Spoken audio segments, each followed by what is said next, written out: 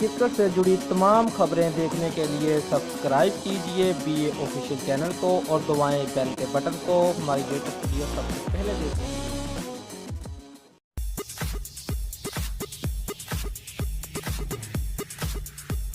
New Zealand سے تیسرے one day میں پاکستانی ٹیم کی شکست پر تبصرہ کرتے ہوئے سابق کپتان اور فاسٹ بالر وسیم اکرم کا کہنا ہے کہ پاکستانی ٹیم میں کوئی ایسا بیٹسمین نظر نہیں آ رہا جو نیوزی لینڈ میں بڑی اننگز کھیل سکے۔ انہوں نے کہا کہ بیٹنگ لائن کی مسلسل ناکامی تشویشناک ہے اور اس سے بولرز کی تمام محنت بھی ضائع ہو جاتی ہے۔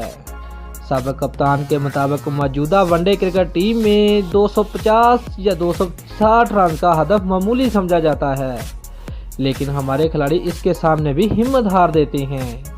اس میچ میں بھی ہماری ابتدائی وکٹیں جس انداز میں گری اس پر صرف افسوس ہی کیا جا سکتا ہے۔ اگر آخری بیٹسمین کھیل سکتے ہیں تو ابتدائی کھلاڑیوں کے ساتھ کیا مسئلہ ہے؟